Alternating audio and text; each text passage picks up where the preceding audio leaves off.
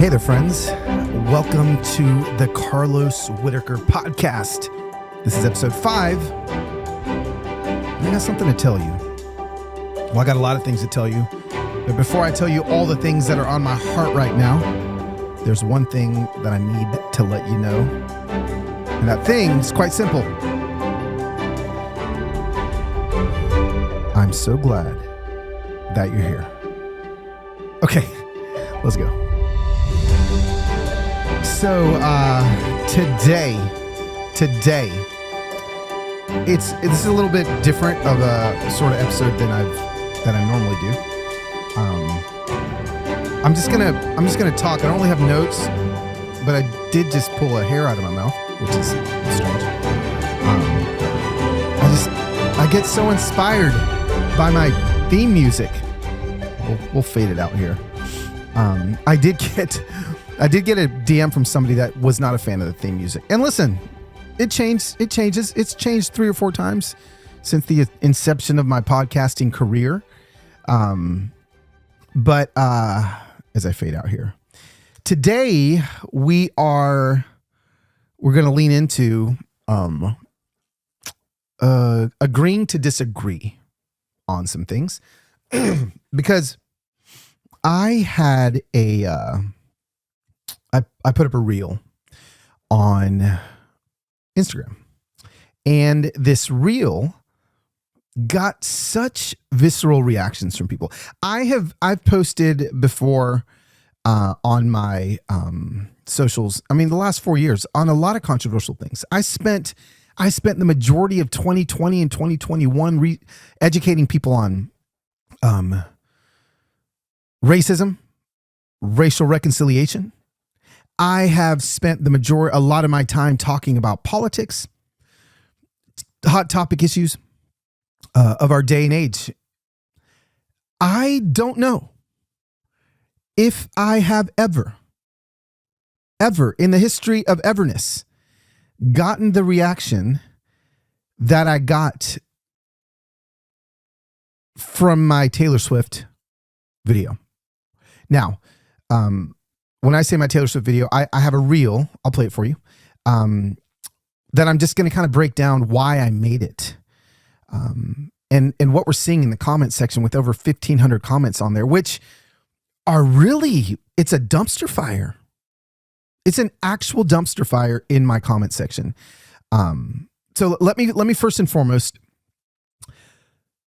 let you know that what happened was that I was watching the NFC and the AFC football games the day before, and Taylor Swift is at the Chiefs-Ravens game, and the camera pans her a couple times. And let me be honest with you, I was kind of initially, when Travis Kelce and Taylor Swift started dating, I was kind of like, oh my God, I will let you know, I was 100% like, wow, like, I mean, listen, I'm a Taylor Swift dad, right? Like, I'm like a fan. I've been to all of her concerts with my daughters.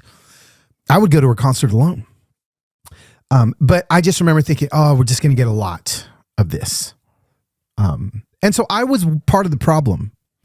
And then the more I thought about it, like after 2 weeks of her and Travis dating, the more I thought like, wait, what's wrong with me? What deep down inside of me is having a problem with more Taylor Swift? Is it just the fact that there's just been a lot of Taylor Swift and now it's just more?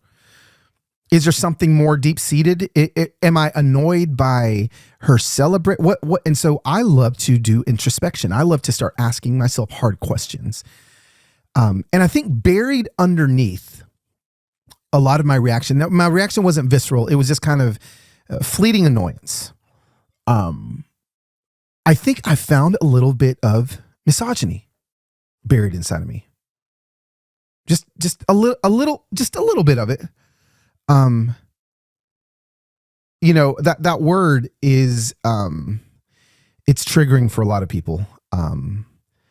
But let me just start here. Okay.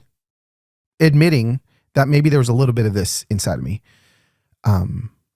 What is the definition of misogyny? Okay. Misogyny is contempt for or prejudice against women or girls. It's a form of sexism that can keep women at a lower societal status than men. Now, when I read that definition, I'm like, well, no way, not me. Not me. But can I tell you something? I was raised in the 80s. I was raised in a generation that was taught boys don't cry and girls do. Girls are more fragile. They're weaker. And so as much as I've tried to erase some of those stereotypes from my ethos, there may still be some there, because when I tried to dig down as to what was bothering me, I couldn't find it. And so I'm not saying I'm a misogynist, but I am saying that there are probably tendencies inside of me that I need to eradicate, because it shouldn't bother me. And then I just started getting on the train of like, what if it shouldn't bother me, why is it bothering so many other people? Okay, that was a lot to unpack at the beginning, but let me keep going here. Excuse me. I open up after like my daughters they love both Sohail and Sienna love Travis Kelce and Taylor Swift and the romance and the whole thing. Where again, initially I just thought it was a little silly and I just didn't want to see it all the time. I saw how excited it was making my daughters. And you know what? I was like, I'm in. If my daughters are enjoying this as some sort of soap opera that they're seeing play out, why not? I mean, I was into it when Kate and the prince got married. Like they it's that kind of fairy tale-ish stuff, right? So I was in. So I start, sending reels and TikToks to my daughters back and forth. And I realized this is something that's fun, that we're having fun together with. So I went from this, I'm a little annoyed by this, what's deeper down, to like the way sometimes you heal that is you just jump all in. And I just kind of went all in. I was like, and when I went all in, I was like, wow, that was so stupid that I was even feeling that way. So all that to say, after a few weeks of kind of like going alongside my daughters and their enjoyment, Sayana has a Taylor's version NFL logo sweatshirt, which is hilarious.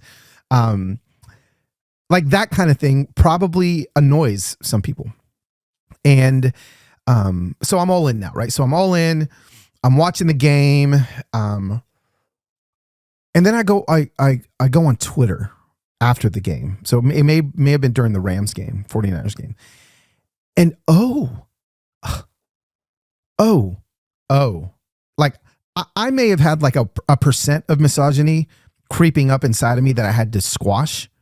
No, I was seeing like 100% proud misogyny happening on Twitter. It was disgusting. You can go back to the reel and see a lot of these tweets that I was reading. And so initially, like I made a little story that night of all of of my annoyance with people that were annoyed, I guess I can say. Some of the let me just pull them up here. Some of the quote unquote mean tweets that I was reading is, somebody said, Baltimore has to beat the Chiefs. I can't handle Taylor Swift and Travis Kelce covers for 2 more weeks at the Super Bowl. Let's see. Can the Chiefs let Taylor take a few snaps just long enough for a targeting call? I mean, if we're going to see her this much for a football game, she should be getting tackled. That's horrible. This is horrible. They are known as the Kansas City Swifts. They're no longer the Chiefs. She's the most annoying celebrity on planet Earth. What a drag this is going to be with hundreds of camera shots on her. It just, I don't know. This is making me mad reading all these. So I made a reel to reply, or maybe just to kind of call out a little bit of what I was seeing. And this was, let me see if I can get this thing to play here. Games have been on for 9 hours and 30 minutes during the 2024 playoffs. During that time, Taylor Swift has been on the television for 150 seconds. But by the looks of my Twitter feed, you would assume that she'd been on the television for at least an hour. 150 seconds out of 9 hours and 30 minutes. Every New York Knicks game I watch has Spike Lee on the television a few times per game. Every Lakers game I watched in the 80s had Jack Nicklaus on it a few times per game.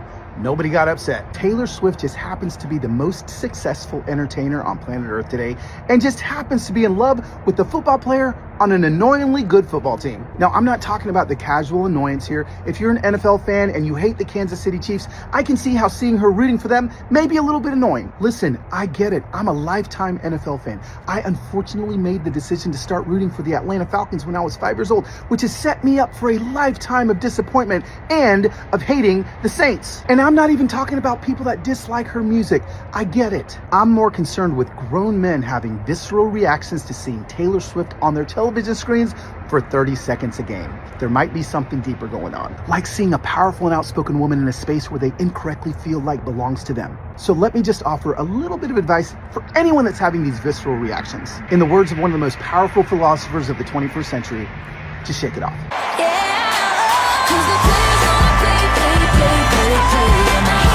Okay, I don't know if I can actually have her music on playing on my podcast, but there it was. Okay. So I post that and whoosh, it's been approximately 24 hours since I posted it. And we are at 943,000. Let's call it 1 million. We're at 1 million views. The thing took off. And so I was like, oh, sweet. Like people are going to be like, yeah, of course. No. The amount of contention and vitriol that is in the comment section is exactly actually why I made that reel. Not knowing it was going to end up there. I thought it'd just stay on Twitter, but now there people are triggered by this. And so I thought, let me just continue to unpack kind of maybe what I feel like is happening. Is that okay? Just for a few minutes. Not too much, maybe for 20 more minutes or 10, who knows? Like it's really, and it's not just men. Initially I was just kind of calling out men, but since then I'm finding the women in my comment section too. There's women on Twitter just ripping her down. And there's definitely a few reasons why. Okay. So first and foremost, the underlying issue that's contributing to this, it's a view of masculinity that I feel like is toxic. I feel like there's a lot of toxic masculinity out there. And listen, I'm coming from a point of view of I do believe that men and women are created with giftings that are different. Okay, can I say that without causing another uproar? Like it's just this is just kind of what I see. Now, I'm not saying women can't have tendencies that men do and men can't have tendencies that women do. I'm just saying kind of in general, okay, blanket statement sweeping here, but I feel like the toxicity of where that idea can go is dangerous.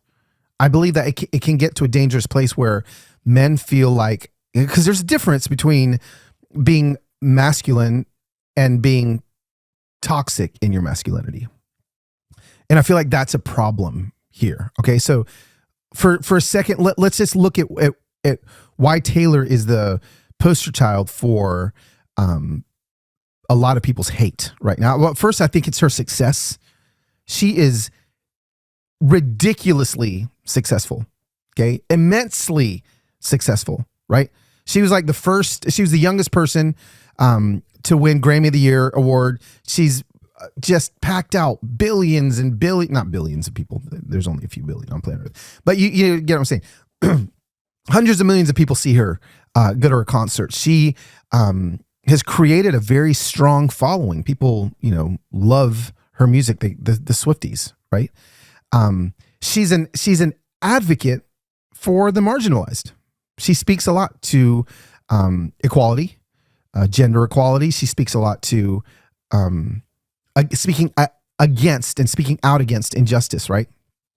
She's got songs that do that as well, right? She's got songs like The Man and Shake It Off, which both challenge like a sexist double standard, okay? She's got Blank Space and Bad Blood, which are challenging media scrutiny, which is exactly what's happening right now. And like she's unapologetic in her lyrics. And that just makes some people uncomfortable to see a powerful, strong, brilliant woman showing up in a space that is more times than not male dominated. And suddenly we have a female dominating coverage. And when I say dominating coverage, did you listen to 150 seconds? That right there is what people think is dominating coverage. So let's look at toxic masculinity. And I guess the way to define it is like imagining a masculinity that's sculpted not from resilience and not from strength, okay, but actually from like dominance and aggression and emotional repression. Like those are the things that when masculinity gets toxic, it turns into, okay? It's harmful. It sets, I think, kids up for harmful behavior that when they turn into adults. And so a few of the things that when you look at toxic masculinity, and you see it in all of the comment sections, right? You see it in all of the tweets that I read and that you can just go and see. You see a couple things, okay? They suppress emotion, okay? So it's kind of like grunting, right? That literally suppressing emotion is a pillar of toxic masculinity. There's normally like aggression in it. There's dominance in it. There's a lot of self-reliance in it. Like, I got this, which is fine. And again, there's a lot of discrimination against women, which is misogyny. And so like there's a consequence to that I think we are beginning to see the effects of in a lot of other things. But where I want to lean into is like we all get, I think everybody that's listening to this, whether or not you agree with the Taylor Swift, my take on Taylor Swift or not, I think you would all agree that masculinity in a toxic way is bad, right? Like we can all say that it's a bad thing. And so, like I actually, I have a great example. I have an example. This is great. This is an example of toxic masculinity on display. Okay, excuse me. So this is I won't name the person, but this is a leader of a Christian movement and his friends talking about Taylor Swift. And this was in early December.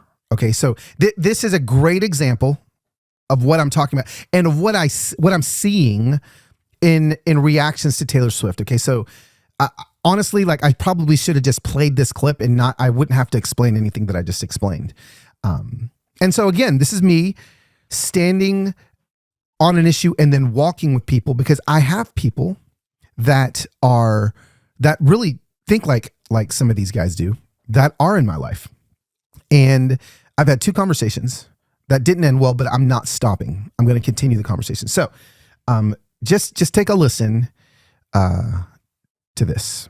Don't think that she's very talented. She's nasty. She's ugly. Nobody likes her. She looks like nobody likes her. She looks like a teenage boy. Like dudes don't like her. Like if you put her in front of like, she's ugly. That's true. Yeah. Does Taylor Swift have any eggs left? I don't think I don't know if she had it to start with. No, you mean like bitter, angry women? And leader that's of a faith like librarian, like your worst teacher you had, feminism. That's Taylor Swift feminism. What is virtuous about her for young women to glean? Like date as many men as possible, complain all the time, ruin men's lives. She hasn't started a family. She's in her mid-30s. You have no kids. Like it's a terrible role model. 3 up. If young women start dressing sluttier because of Taylor Swift, which makes their life miserable. Like when women dress like this, I don't know if 100%. I'm telling you. Yeah, it's a cult. That's what it is. There's no men that really enjoy Taylor Swift. They just don't. There's no redemption. She's a bad role model. She's not a good person. She's a bad icon. Let's also remind you, her politics are cancerous. Oh, there it is. Her politics are poison. she doesn't do the stuff that a political true believer would really do. Did something. She got 4 million girls registered in like 24 hours. You see that? She broke the website. That's the thing. It's so easy for her to do that. She just there you have the big. Hey, I would respect her, but she's not leading people to God. She's leading them to wokeism, complaining on boyfriends, man hating, and she used to be a Christian. Daisy says, "I don't think Taylor is a Christian anymore. She grew up on a Christmas tree farm. Yeah, I rest my case. Someone who like turns away from the faith and like pursues money, fame, and approval of the world. Good luck in eternity, Taylor. She's a narcissist. I don't think that she's very talented. Okay. Case rested. Is that fine? Wow. There it is. There's the problem. There's the problem, because millions of people are listening to this and leaning into this. Now, there may be some things in there that you may be like, well, I mean, maybe that's a good point. Maybe, but did you hear the tone? Really, honestly, I am repulsed by all of that, from the tone to the content to everything. But there is something in there that I think gives a little bit of a clue as to where a lot of this toxicity is coming from. And it's and you see it in the comment section, it's turned political. Okay. It's turned political. What people are, there's a lot of theories that, I won't even say conspiracy theories. Okay. Cause I don't want to offend anybody that believes this, but there's a lot of theories where people believe that Taylor Swift and Travis Kelce are a couple that have been put together by a political party to get a certain candidate reelected. And so here's the thing. I'm all in poking holes in things. I really am. Like, I poke holes in things all the time. I'm all in.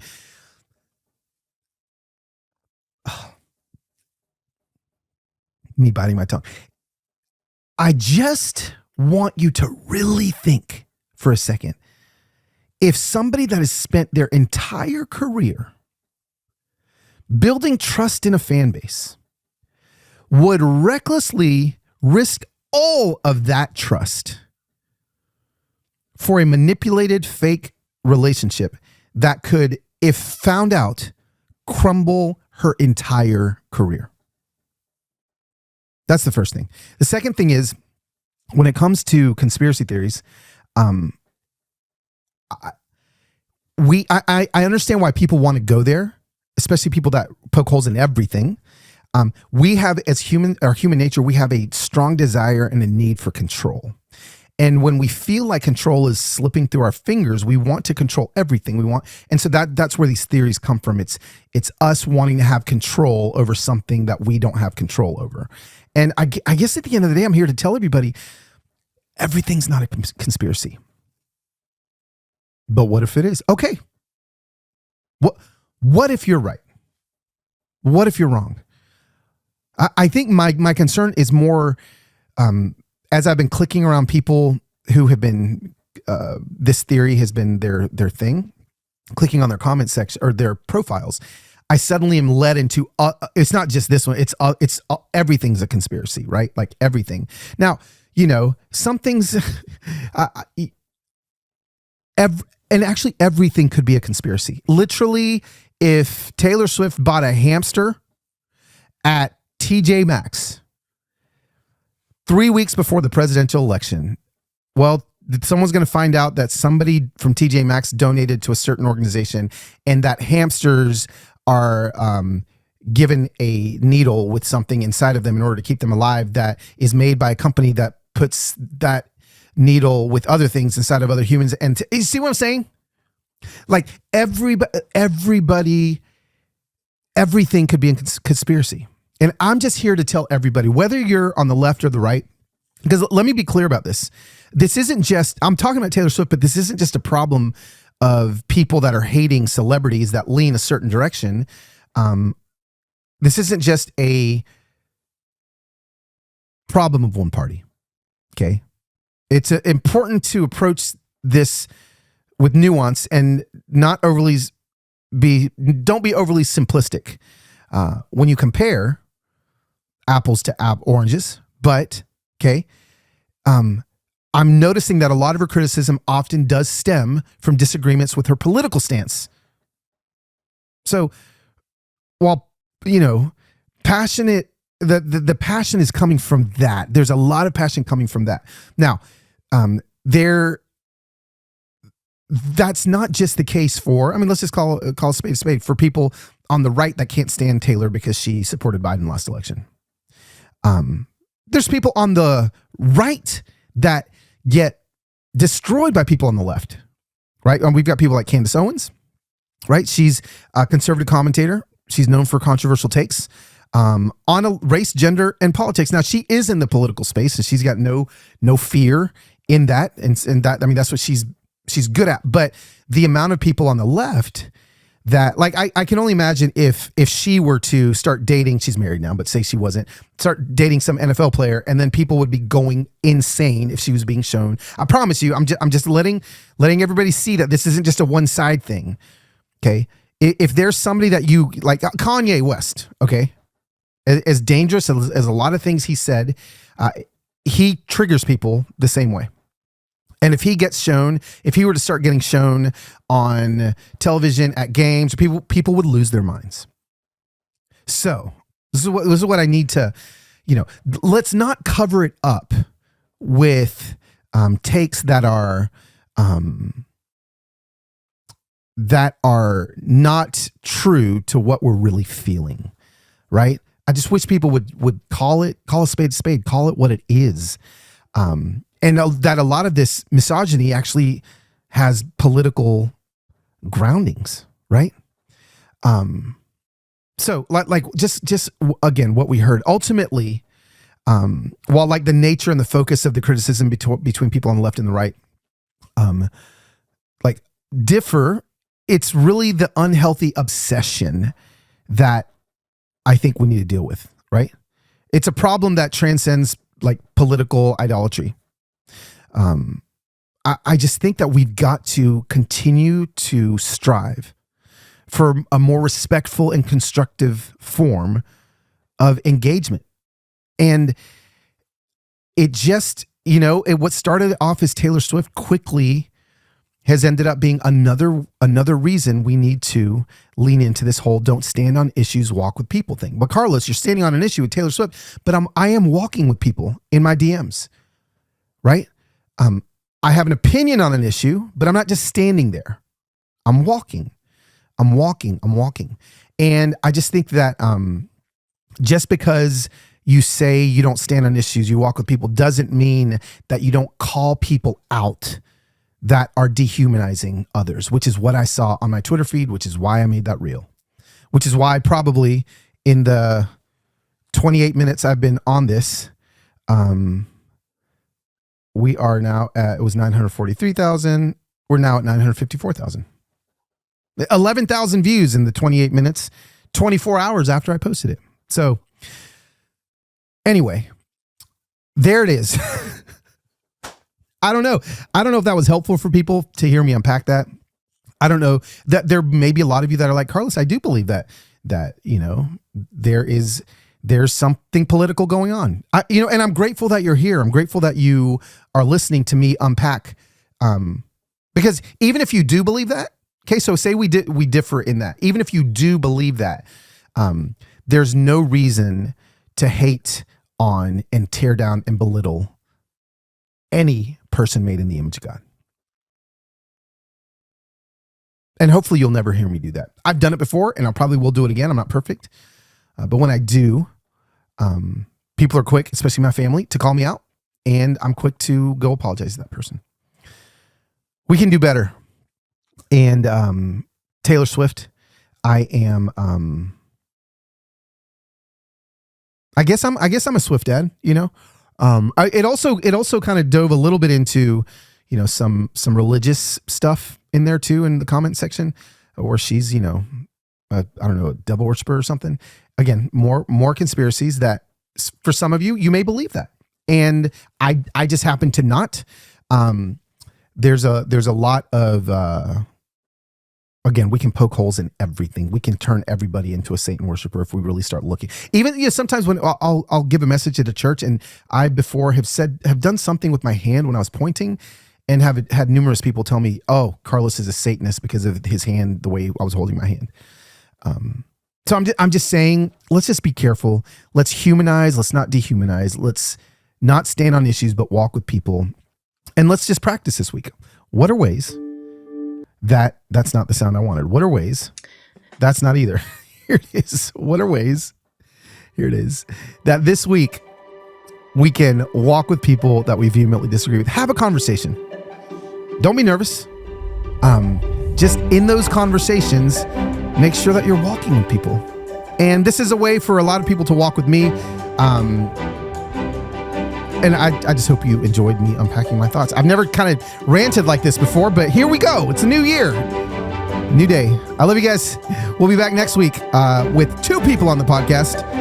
Please subscribe, follow, share this with your friends. Love you all.